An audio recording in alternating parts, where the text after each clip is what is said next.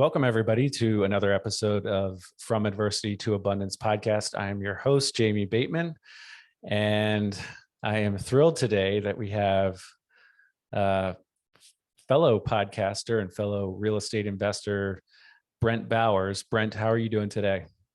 Man, just that intro, that the fellow podcaster. I mean, just thinking about that, a year and a half ago, I had never been on a podcast, and now I'm being Nice. called a podcaster. So I love it. I feel elevated already. Just there pretty you much go. made my week just now. Well, and we were both Army captains.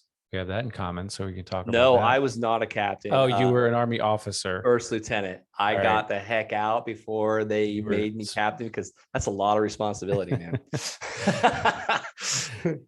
Yeah. Well, I wasn't too far behind you in getting out, though. But anyway, I'm excited to have you. I asked Brent, for the listeners out there, I asked Brent before we hit record, which business do you want me to associate with you with? And because Brent, you've got what, 5 or 6 businesses that people know about at least. Yeah, that's right. The ones I tell people, there's some that I don't even tell my wife about. Not that they're weird or anything, but she would just be like, "Are you serious?" So I just stopped talking to her about it. Yeah, no, that's pretty. Yeah, that's. I've gotten to that point too, where it's like, I just created a business yesterday. Yeah. So, but Brent Bowers, the land man, you said what might be a good one, or the landshark.com, I know is one of your sites, right? Yeah, we got the landsharks.com. That's the one I'm one of the ones that it's one of my more exciting businesses, I should say. Gotcha. Well, before we dive into your background, why don't you touch on exactly kind of what you have going on today? I know it's 27 trillion things, but kind of at a high level, who are you? What do you do? Yeah, who I am. I'm a real estate investor. I'm a business owner. I have a team. And let me put some emphasis on my team. I literally just hung up with my executive assistant. She lives in Florida as well, but she's pretty much in the middle of the state. And I told her, I was like, I couldn't do it without you ladies. Like, you guys pretty much run the show. Most of the time they're telling me what's going on. I'm the guy that's like, hey, we should do this. And they're the ones that's like, well, have you thought about this, and that? Like the second and third order effects of it. Right. So it wasn't always like that though. 2007, I just got my real estate license. I always wanted to be a real estate rock star. And I had to take that freaking test like 3 times. I have a lot of excuses why, but here we go. It just took me 3 times to pass a Florida real estate license. And then I'm one of those guys, I just take action. I bought my first rental in 2007, right after I got that license. And then 2008 happened, and it's like someone ripped the rug right out from underneath me, and I quit. I pretty much quit on real estate. Okay. Now we're going to get into that.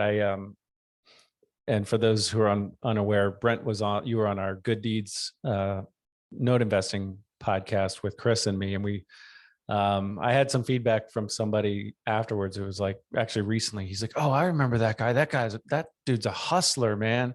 That guy's a baller." So, man, wait a minute. He must have listened to somebody else's podcast. Yeah, he meant the host, I'm sure. Okay, but that's what he meant. But no, I mean, from your story, I do recommend the listeners go back and listen to that, because we're not going to cover all of that detail here, but as far as your investing story, but you are definitely an action taker, for sure. So 2008, well, I guess quitting can be an action, right?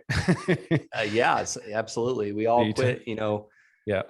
I remember my freshman year in it was my sophomore year in high school football. I was going to quit, and my dad talked me out of it, because I was doing 2-a-day practices in the summer while running my lawn service.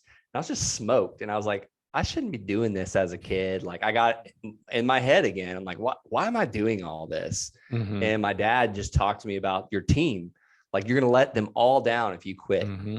And I'll never forget that advice. And then it's just like, here we are talking about adversity to abundance. That's my adversity. Like, I quit in 2008 when I shouldn't have, but It all worked out really well. So we'll go back into your backstory, but so right now, what do you have going on? Kind of, you've got a land flipping business, and what else do you have going on? Yeah. I quit until about 2013 and started back up. But this today, currently, I have a team, very small team. There's about 10 of us. And we just hired an in-house accountant to kind of keep our Oh, wow. books straight. We outran Nice. our fractional CFO and bookkeeping service and all that. We're playing catch up. But we flip houses. We flip land. And my favorite, the holy grail of passive income is we create notes. And that's how Nice. you and I met, Jamie. Yep. We create notes by selling land on seller financing. And it's like literally the best kept secret ever. I mean, I buy a piece of land at 30, 40 cents on the dollar and sell it for 100 cents on the dollar plus interest for the longest term possible. And we sometimes 10 to 15x our money on land, but actually I shouldn't even say, it's actually more than 10 to 15x if we borrow the money to buy it and then turn around and arbitrage it. It's actually an infinite return. Yeah, because you don't have any money left in the deal. Exactly. That's awesome. So, and that's kind of what would you say is your primary focus right now from a business standpoint? It varies. I kind of stepped back into my land business because the last year and a half, I've really been focusing on growing the land sharks. I teamed up with Wholesaling Inc. As my kind of publishing agency to start teaching people how to buy and sell land and create businesses around it. And we really had a strong emphasis. I was teaching a lot of veterans and active duty military because I speak that language. I literally was running from that because I was always deployed and always gone and always away and always training. So I needed to get out because I wanted to see my children more often.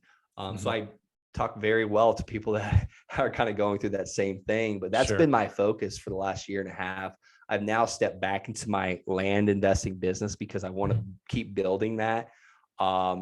And I'm not where I want to be. I'm seeing what's possible with all my students. Several of my students have built businesses that make mine look like a little dwarf. So now that means you're doing a good job, right? You're a good teacher. I guess for a while I was just jealous. And then I was like, okay, I'm a good coach. But now I'm inspired because I'm like, holy crap, if they can do it, I'm the guy teaching it. I'm going to blow this thing up now. That's awesome. No, that's the abundance mindset that we're going to get to. So as we back up here, let's get back into your backstory. And obviously the show is about overcoming adversity, getting through adversity. We all face challenges in life. You and I are still going to have adversity going forward. So we're never done with that. And, it's not a light bulb kind of switch from adversity to abundance, but I know that you've been through some challenges in life, so you can pick it up wherever you want as far as childhood, adolescence, military, whatever you want to start with. But let's hone in on a couple of maybe one thing that stands out from an adversity standpoint that you faced. Yeah, I mean, we can go back to 2008. I bought that. I had just gotten married as well in 2007. We bought that house, rental property. And I just started pulling the trigger, and I left my lawn and landscape business that I had built since like 6th grade. My dad ended up taking it over. Me and my wife moved to the coast of West Palm Beach. I started selling real estate. And very soon after that, I ended up having to tell my landlord that, hey, here's your 30-day notice. I'm not going to be able to afford next month's rent. Wow. And there ended up being a huge buyout for me to get out of that lease, ended up wrecking my credit. That I literally found out my credit was trashed about 2 years later while I was on a deployment to Afghanistan, because I was actually trying to purchase a new lawnmower for the lawn business that my dad took over. And they're like, you've got about a 590 credit score because of this, that, and the other. And I'm like, holy cow, that's from that lease that I broke. But it's amazing how you can do one thing and 2 years later you pay the price of it. Sure. So I ended up moving in with my in-laws into a 900 square foot house. Here we are, 4 adults now living in one house, plus a small child, which was my wife's younger sister. And let me tell you, I went from a business owner to a real estate licensed agent, which I still have my license, to a rental property owner, to moving in with my in-laws. And that's quite humbling when you go from making great money to no money, and you're paying credit card bills or credit cards with credit cards. Wow. And about how old were you at this point? Just I was about to turn 24, and my wife at the time, I really, really respected her grandpa, and I respected her mom too. Her mom was actually my real estate broker. okay. And her grandpa let me back up a little bit. Her grandpa actually introduced me to Jim Rohn, not Mhm. personally, but through cassette tapes. Right. And I think I talked about this Yeah, on yeah. the podcast. Well, I converted all those things from cassette to CD and would listen to these things driving down the road. And that's where I was introduced to personal development and started realizing life's not happening to me, it's happening for me. Mhm. And another thing my wife's grandpa said to me was, join the military, go back to school. You can do this over. Like, it's not, you can kind of do a reset. So once again, action taker. I'm at the recruiter station at the Air Force. They wouldn't take me. Air Force would not take me. I jumped through all their hoops, a lot of their hoops, but unfortunately not high enough. And luckily the Air Force recruiter said, hey, go next door to the military or to the Army. They'll pretty much take anybody. So I'm coachable. I went next door and joined the Army, and I'm in basic Yeah. training like 2 months later. Got it. Okay. So, I mean, with everything you just breezed through, I mean, that's a big, like you said, it was humbling, but touch on kind of your mindset at that point in time, when you were struggling, as far Yeah. as, yeah, go ahead. Just praying for opportunity every night, and like, dear Lord, like I'll be a better tither, like all these things. But here I am sleeping in till like 10 a.m. in the morning, but I was also working late, right? That was my excuse. Oh, I'm working late, but I still could have gotten up early. Some of the things that were ingrained in me in the military, like now it's like, I pretty much just wake up automatically at 4 a.m. and either I lay there in bed feeling guilty, or most of the days of the week, I just get up and get some stuff done, or, do a Bible study or read a book or whatever, start, taking action. But yeah, I mean, I look back at the person I was back then, and that's who needed to change. It wasn't the economy. It wasn't the dang real estate market. Everyone wants to blame 2008. Wham. Like, I bet you I know people that absolutely freaking crushed it in 2008.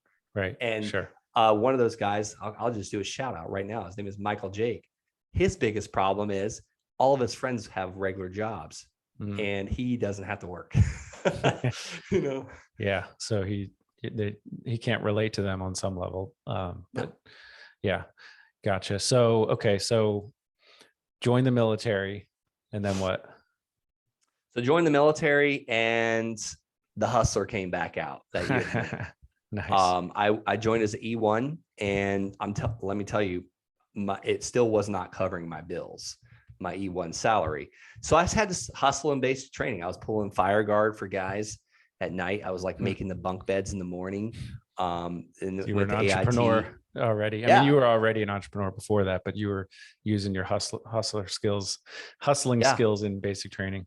Whenever graduation came, we got that one day to kind of go and celebrate with family. I had like a pocket full of cash, and I was like, okay, I'm going to spend some of this now. Did you, you probably didn't have, they probably switched over the boots by then, because we had people doing boot shining for people. No, yeah, there was no shining boots in my, thank God, man. Yeah, it was like $5 to get your boots shined or something like that. But there were guys that were like all night long just shining boots, making a lot of money. Wow. Yeah, I'll tell you. And then AIT came, and then we would have dress blue inspection. Actually, it was our AC or greens back then. And I would iron those for these guys on Fridays, because they would have to do an inspection to get their weekend pass. And I wasn't going out on weekend passes. I didn't, like, my wife lived, in the next state over. Like, we weren't seeing each other very often. So I would rack up money doing that. And then it's time to move again. And just off to Germany, and basically I was stationed there for 3 years, and then was on back-to-back deployment schedule, and made money on deployments. I would literally buy cartons of cigarettes. I've never told this story on a podcast before. Here we go, people. This is it. But I would drive off fob shank in a government Humvee onto the Afghan compound and buy cartons of cigarettes for $20. Literally risk my stupid life, and then drive back onto our fob, and sell the packs of cigarettes to my buddies for like $10 a pack. And then one day I started feeling bad Wow. about that and it stopped. However, it's probably a good thing that I did. But little things like that, always making money. And then fast forward to 2013. This is another, adversity for me is my first wife was like, I'm done. I'm out of here. Like, you're never here. I'm out. So that kind of crushed me hard because recently, right after that, I was pulled out of Afghanistan. The Army sends me to active duty green to gold. They paid me to go to school, my E5 salary. I went from E1 to E5 in 2 years. By the fourth year, they're pulling me out and send me to school, finally getting the money under control.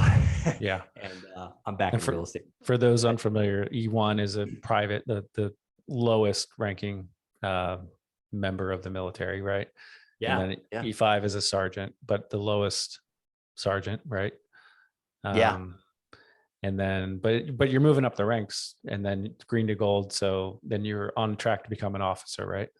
Right. Exactly. Okay. 2013, I get, I take my rank off, but I keep my E5 status. I'm paid. I'm literally still active duty, getting paid to go to school, which was amazing. I had to build these huge packets and it took me 2 years in a row to get accepted. But I literally had the opportunity of a lifetime in the military. Now I'm getting paid to go to college. I buy a rental house right next to the college. It literally touches the land of Florida Tech. And I started doing something called house hacking. I didn't know what it was called back then, but I had roommates basically, and I'm making money to live there. And this is my start back up into real estate. And that's really what catapulted me. Yeah, that's awesome. I think I've never really done house hacking, but, and I know Brandon Turner likes to take credit for that term, but it was going on. He doesn't take credit for the strategy, I don't think. But they coined it. I mean, yeah, they did. Absolutely. But I mean, it's one of the best ways if that fits your family circumstances at that time. If you can make that work, I think it's one of the most powerful ways to get to really put rocket fuel on your real estate and wealth building career path.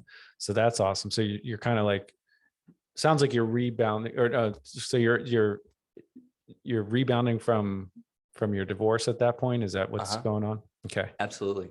All right. Yep. So what's your mindset at that point? It was tough. Like I'm now like 24 when I joined, 5, 6, 7. I'm actually about 27, about to turn 28. I'm the old guy in college. Yeah. I'm surrounded by like 18, 19, 21-year-olds. And thank God I didn't have any gray hairs at that time. But I just put my head down and did I'm literally taking like 8 or 9 classes because I have 21 months to get a 4-year degree. And a lot of my, none of my, I won't name the colleges for the sake of your podcast, but none of my credits transferred from this university of blah, blah, blah online school that I've been taking for the last 4 years. Oh, so I'm taking like 9 classes and fixed this house up, house hacked it, and literally did what's called a VA streamline loan. And the bank actually refinanced me within like 2 months of living there, lowered my interest rate, and then gave me $55,000 cash. And I purchased the house down the street. And then I put sweat equity in that. Me and my neighbor who owned a construction company every night would work on that, then rented that one out, and then started wholesaling houses, because I went to a private school. I had to pay for some of these classes after my after my cap hit. But that introduced me to wholesaling houses. And then during that time I met my wife, Emily, the love of my life. And we decided that she's going to come with me to the next duty station. We got married, and now we have 3 children together. Nice. And again, this show is not about me, but so we were both Army officers. I also ran a lawn and landscaping company back in the day. Kidding. Which is still in existence today. It's not, I don't own it, but, and then my wife's name is Emily as well. So that is wild. So I knew everything except for the Emily. I didn't know your wife's name was Emily. Yeah. So yeah. We better check. We might live in the same neighborhood. No. What's your name again? No. There's actually a funny thing. just resigned permanently from my position with Department of Defense. I was working part-time for about 7 years, I guess. But there was another James Bateman there, and turns out the crazy part is, so out of this huge organization, there were only 2 James Batemans, and then he comes into my organization. We're in the same organization, like small, group. And then one day I'm walking by him, and we realized that somebody says like, "Oh, how was your birthday yesterday?" to him, and it had been my birthday. So yeah, same birthday, same name. Kind of crazy. There's some stories That's about that wild. one, but yeah. So hopefully, I don't even want to ask you what your birthday is, because that would be too weird. I'll tell you after you stop the recording. All right. So, okay. So now, what year did we end off? Where are we in your story?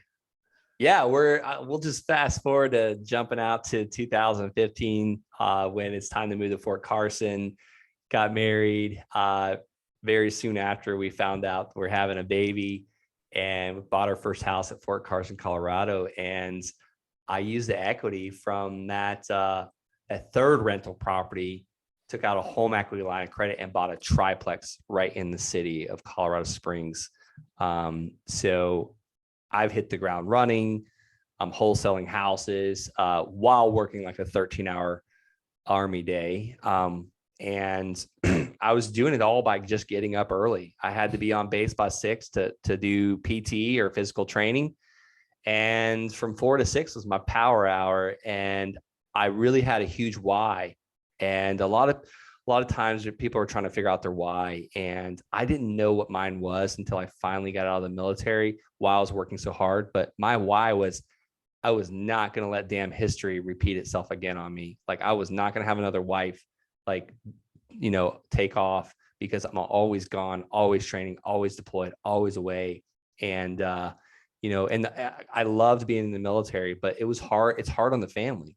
And now I've got children, and it really hit me when that first baby, my first son came out, and I was like, okay, I've got about 2.5 years. I put in my packet, even though everyone was saying, don't do it. They're not going to approve it. They're not letting Army officers out right now. I didn't care. I didn't listen to the naysayers, because there's always someone who's going to try and tell you to not do something. Mm-hmm. And literally a girl with the same year group as me got denied. And, by the grace of God, they approved mine. Or maybe I just sucked as an Army officer. I don't know. But, and that was my timeline. I had about 2 years to make it work.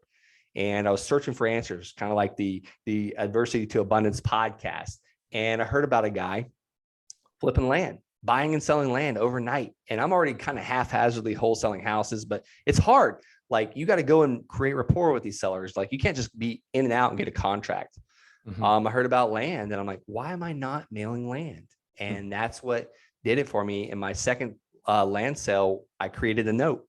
And it paid me every month. And that was where my paradigm shifted. And I said, I only have to do this about 11 more times to completely be financially free. That's awesome. So prior to land, who were you learning from, or, how were you doing your real estate? Wholesaling Inc. Tom Kroll, the original founder of Wholesaling Inc., which I've got the honor to be a coach for now. Nice. Okay. And then got into land, and now you do your own coaching of land as well, right? Is that true? Yeah, absolutely. Okay. Yeah. I teach with Wholesaling Inc. people how to build land business, just like I've got. That's awesome. So can you give us kind of like, you don't have to give us numbers, but what does your business look like from kind of a portfolio, or maybe even an income standpoint? Yeah. We've done a little over 385-ish land deals. And we've got currently a little over 100 notes every single month paying us for the land that we've sold. And the first note I ever did was $400 a month. So, we can count on that. Some of those are 5-year loans. Some of them are 30-year loans, which I really prefer, because if you look at the way the banks set these amortization schedules up, the first 5 to 7 years is like interest. All interest. Yeah. So it's a no-brainer. I mean, shouldn't say a no-brainer. Albert Einstein said that, those that understand compound interest earn it, and those that don't pay it. So I'm doing my best to understand compounding interest, because the banks are usually the prettiest buildings in every city and every state of this country. Yeah. And they've got something figured out. So did you ever think you would be where you are now? No, absolutely not. Well, that's totally incorrect what I just said. I knew I would be somebody one day and doing things that I think I would have all these successful businesses. No, I couldn't quite see it. I knew I was going to do something one day and be very successful. But yeah, it's amazing what you can accomplish in just a few short years. Yeah. Awesome. So is there anything else you want to add I'm going to fire off some questions, but Yeah. Any other kind of takeaways from the adversity that you went through that you want to touch on? Yeah, I mean, it just taken straight from the Bible, this too shall pass. There's peaks and there's valleys. And if it wasn't for the valleys, there wouldn't be peaks. If it wasn't for the peaks, there wouldn't be valleys. So we have to go through that time. And, it's hard to say, or it's hard to like really appreciate your situation when you're going through it, but you just got to enjoy the ride. And sometimes it's going to be raining on you, and sometimes it's going to be, sunny roses. And I'll tell you, it's just like, you just got to just keep pushing forward and just take the action. Really. I mean, we got libraries that we can go into for free and learn this stuff. We've got YouTube. I teach this stuff every day on my YouTube channel. It's free, but here's the one like recommendation: you just got to stop and take the action. Get out of learn mode and start taking the action with everything you learn. Yeah, it's really good. That's all really good. Yeah, I mean, that's really one of the key points of this show is that the goal shouldn't be to avoid adversity or challenges or trials, right? I mean, it's, of course, nobody seeks them out on purpose, right? I'm not looking for more trouble, but that shouldn't be the ultimate goal because it's going to happen. So what do you do with it when it does? All right, I'm going to fire off some questions and we'll see where it goes. What do people misunderstand about you? I don't know. If they don't understand, I sure don't know. I guess why my butt's always burning, like why, like, and I love what Art Williams said, he's like, I don't know why my butt's always burning. Like, Art, I'm like, Art, you got to do something. You got to go for it. You got to try something. I mean, if you haven't heard Art Williams and his Just Do It speech, like, I love that speech. Okay. So maybe that's it. Like, people don't understand why my butt's always burning. All right. I like it. What would you say was one of your biggest failures, and what did you learn from that? I would say my biggest failure was just probably quitting and doing because I was on to something. It was just going to take longer than what I planned with the real estate in the beginning in 2007. Gotcha. Okay. Got it. And that's when you got your license, and that was in West Palm Beach. Yeah. Okay. So I was already kind of I bought that first rental in 2007. I should have just kept buying them. Kept buying. Sure. I was just in West Palm Beach about a month ago, and I imagine they got hit really hard in 2008, I would guess. But if you were given $10 million tomorrow, what would you do with it? Well, I'm not saying you don't have $10 million. I'm just saying if somebody wrote you a check for $10 million, what would you do with it? I mean, I've got a land deal right now. We're looking, actually, two of them. I could probably buy both of them, actually. So I'm actually raising money for it. So I wouldn't have to raise the money. I would just have the money. Okay.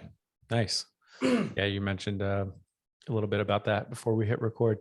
If you had to eat one meal for the rest of your life, what would it be? Oh man, definitely spaghetti. Duh. Stupid question. All right. How about what is a challenge you're facing in your business right now? You mentioned raising capital is something you're focused on. Just getting, a challenge right now is I mentioned we had outrun our bookkeepers and the fractional CFO we had. What is that? I'm sorry to cut you off. What is a fractional CFO? Basically, it's a CFO that works for other companies, not just yours. Yeah. And the bookkeeping team that was managing all the books for my companies, the land and the houses and the coaching. we just got too far ahead of them that they couldn't keep up with our transactions. So we just hired an in-house bookkeeper that she's in our culture, she's in our family. So that's awesome. my number one challenge. And, I'm already seeing the light, at the end of the tunnel. So, Well, it is May 3rd right now. And so I think a lot of people can probably feel your pain right now as far as small business owners. And, we just kind of got through. I don't know if there even is a tax season. I feel like tax season is year round now, but it is. It's monthly. yeah, I struggle with that as well with my businesses. It's definitely a pain point. Yeah. I just hired a accountant with an MBA. So I've got high hopes. It's awesome. No pressure. New team member. I hope she's listening. She All actually right. used to be my neighbor, by the way. I didn't even know it until I hired her. Okay. Nice. What is one piece of advice you'd give to someone starting out in real estate, we'll say? Yes. You've listened to enough podcasts, you've read enough books, just start taking action and go out and make some mistakes. Make mistakes. Like they're going to happen. You already said it, Jamie. Just go out there and start pulling the trigger. Our mistakes will sometimes turn into our best, abundance. Big wins. Yeah. Yeah. Huge wins. Absolutely. All right. What's a book you would recommend? The Wealthy Gardener. I love the book. That's a great one. That's really good. Yeah. I've recommended that as well on podcasts. It's like a fiction / nonfiction book. And that guy, man, he just set his mind to it and he just crushed it. Yeah. I really prefer that one on Audible.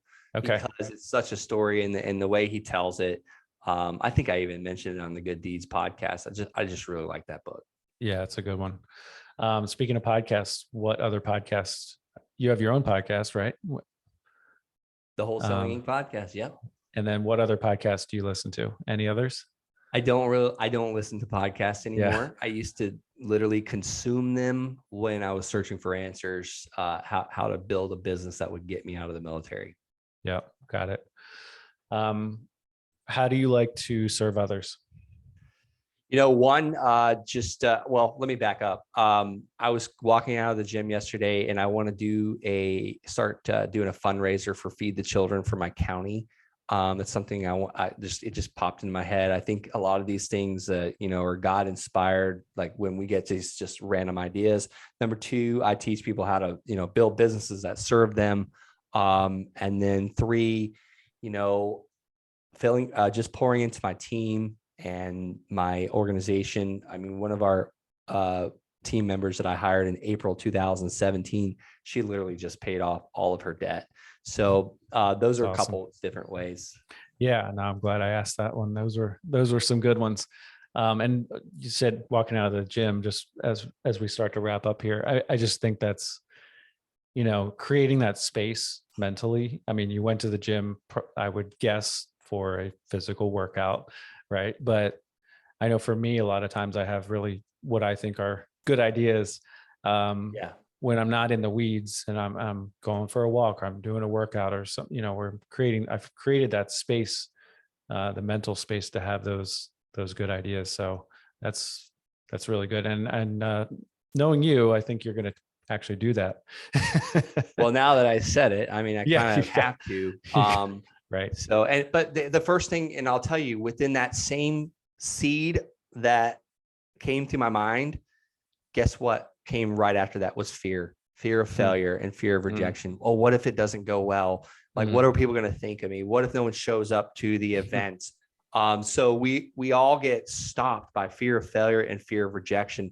And I know exactly why we have these stimulating thoughts and these ideas, and that while we're usually getting some type of physical activity, or, oh, you know what, I'm just going to make that call, like whatever. I don't know why I've been shredding it, is because when we get up, when we build up something called endorphins, it is literally the antidote to cortisol. Cortisol is fear. It's the pause button. It's what kept us alive, when we were running from the saber-toothed tigers. But the antidote, I should say, is the endorphins. So that's why people need to get out and take those walks or take those jogs or or just do push-ups and air squats and some jumping jacks right before they go into that tough meeting, or they got to make that phone call that they're afraid to do because we're afraid that that person on the other line is going to reject us. Yeah, that's awesome.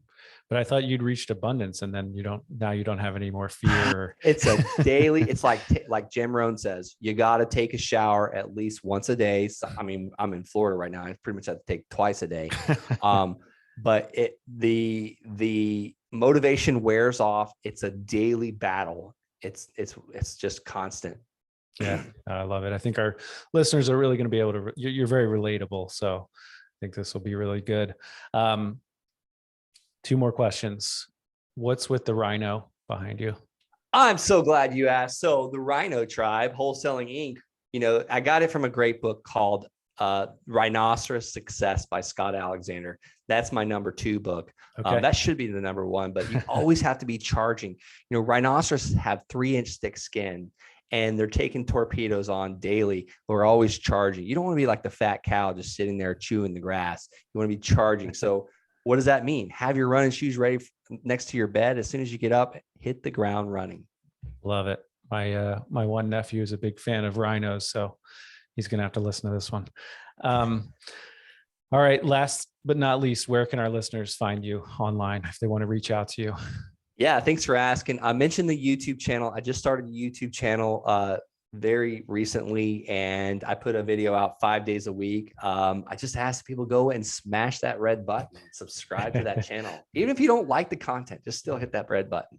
Yeah. When I did pause my YouTube videos because it is, it's a lot of work, but it is. My one nephew, that was a couple of years ago, kept saying, smash that like button. So yeah, but no, it means a lot to those. It's not, I mean, like you said, like we both said, it is a lot of work putting out content, especially if you're doing it 5 times a week.